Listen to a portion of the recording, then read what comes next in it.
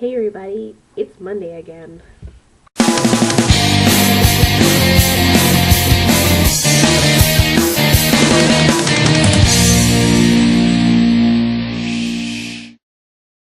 And like every Monday that has been happening recently, I got home from student teaching and I was exhausted. And then I had to go to work. And then I got home. And then I almost forgot about the video. Which is why this is being posted so late and why I'm not doing anything special for it, because I don't really have enough time. Last week I had off from school, but I'm back again in my second placement for student teaching, which is in a 4th grade class. And so far, I love it. I think 4th graders are my thing, but we'll see. I'm also suffering from allergies, if you can't tell from my nasally voice, but you know how it goes. A random side note before I tell you about the book I'm reviewing today. My 1st graders made me a card, and it's here. Oop, right there. I had to move my Anastasia poster, which is over here. It was over there, but that's the card. It says that they're going to miss me.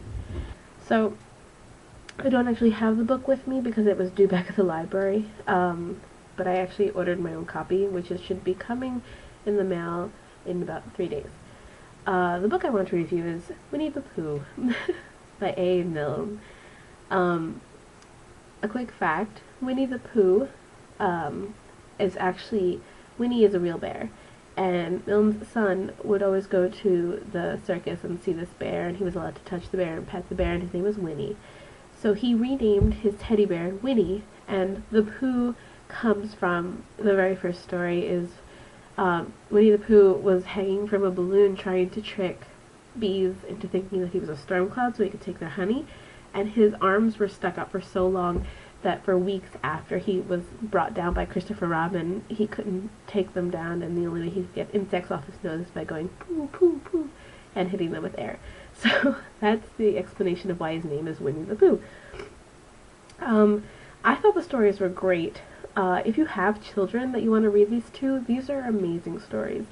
They're funny and they're sentimental and the characters are memorable, and the one that I read from the library was the 80th anniversary hardcover edition of Winnie the Pooh, and the illustrations were taken from the original, and it was kind of weird because it looked like they copy and pasted it, and the background of the pictures were white, and the pages were kind of this manila color, and it made it look weird, but I kind of liked it, so I recommend color pictures.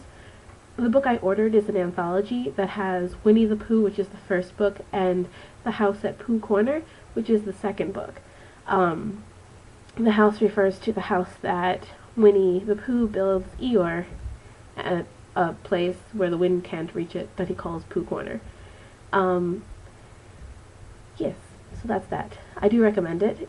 Even as an adult, I'm sure you could take so much out of it, because a lot of times bad things will happen, and Piglet, will hesitate and not think he's brave enough to do something, and Rabbit will kind of, say whatever and move on, and Christopher Robin's not always there to solve problems, and Owl thinks he's some kind of intellectual, and Eeyore is too depressed to do it, and Kanga is too worried about Roo, and Roo is too young, and the only one who can solve problems is Winnie the Pooh, and he solves it just by letting things happen.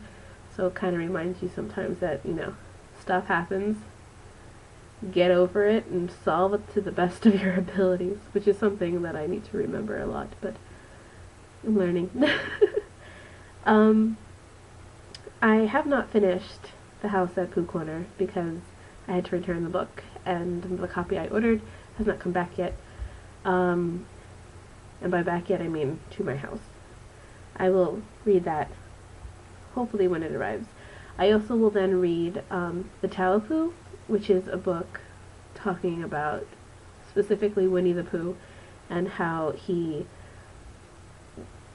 basically just exemplifies all these different characteristics of Taoism. So that's how that is.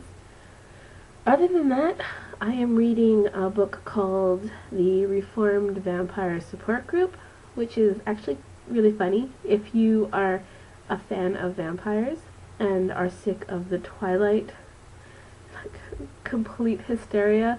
I recommend you read it. It's kind of funny. I could also review that when it's done. I kind of just did, but whatever. And I'm reading A Cricket in Times Square, and I read Dear Mr. Henshaw. So I have a lot of children's books that I've read, and mostly I'm reading them because I'll be teaching them soon. So I figure might as well, read them. So yes, this is my review for Monday. I don't remember what today is, October 26th, 27th. I know it's not the 25th, I think it's the 26th, October 26th. And I will see you all next week with a video, hopefully that isn't lame. I'll try and do it on Sunday, but it's getting harder and harder to do that. I think that's it. I'm gonna go take a shower now because you can't see by my hair. I've got stress hair. Okay.